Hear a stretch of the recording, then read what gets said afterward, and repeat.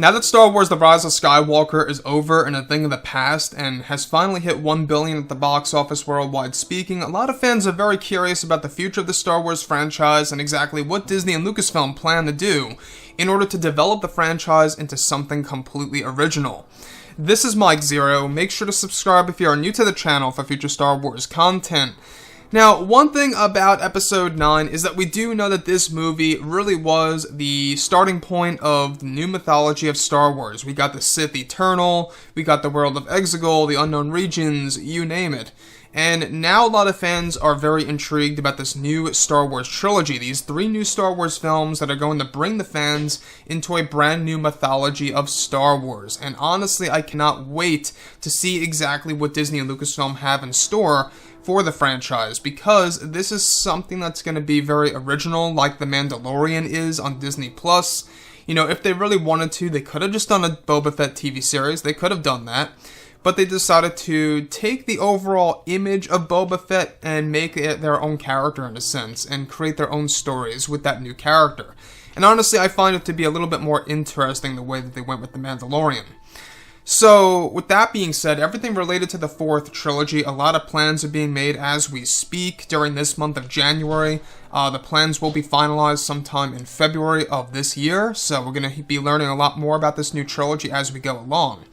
Now, it's explained that both Disney and Lucasfilm are currently focused on the future of the Star Wars franchise beyond Episode 9, and are trying to develop a brand new Star Wars universe as well, where it's noted that Disney and Lucasfilm are getting ready to announce their director of the first film of the new trilogy, and that they're in the final stages of choosing their writer or writers for the first film of the new trilogy.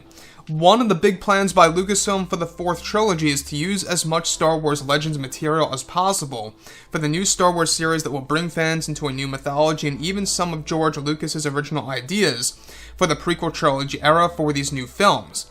Now, it's noted that Jon Favreau will play a role in the first film of the new trilogy of films, and that he will be making story-related decisions of where the franchise should go beyond Episode 9, and that they are also looking to bring in the prophecy of the Chosen One as a story element of the first film of the new trilogy, and that it will have ties to Anakin Skywalker, even though he won't be in the movie. Now, it's said that the new truths will be uncovered by the prophecy of the Chosen One, and that Lucasfilm is looking to make several connections to the Skywalker saga. Disney and Lucasfilm are also in negotiations of explaining the first Skywalker in the new Star Wars trilogy as a legend, an individual that has long been dead that will be a part of the story, and that this is their way of developing connections to the Skywalker saga and the Skywalker bloodline loosely, without actually including Anakin or Luke or anything else for that matter in the new movies. Now, these new movies are said to evolve the franchise into something new for the fans, and that they have never seen before on the big screen, and that they are looking to primarily making it based within the Unknown Regions. So, the thing about the Unknown Regions really impresses me, because the Unknown Regions, we only got, a certain amount of it in The Rise of Skywalker on Exegol, and that was pretty much the first time that we ever saw the Unknown Regions, right? So, the fact that they're trying to bring that back, I think that they realize that there's so much to tell in that region of the galaxy because of how mysterious it really is, and how many untold stories there really are, and how it's going to be the home of new dark side users that Disney wants to create.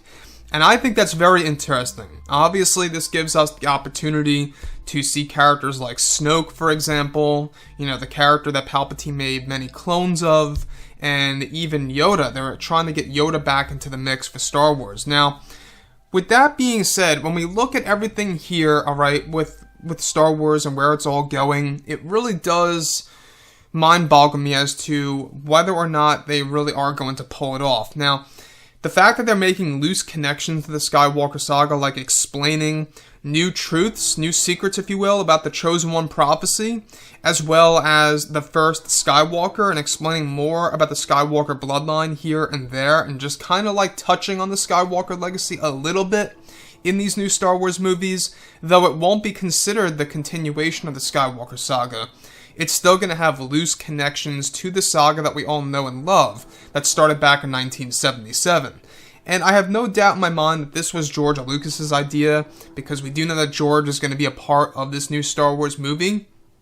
that's going to kickstart this new Star Wars trilogy or these new series of movies throughout the 2020s of this decade.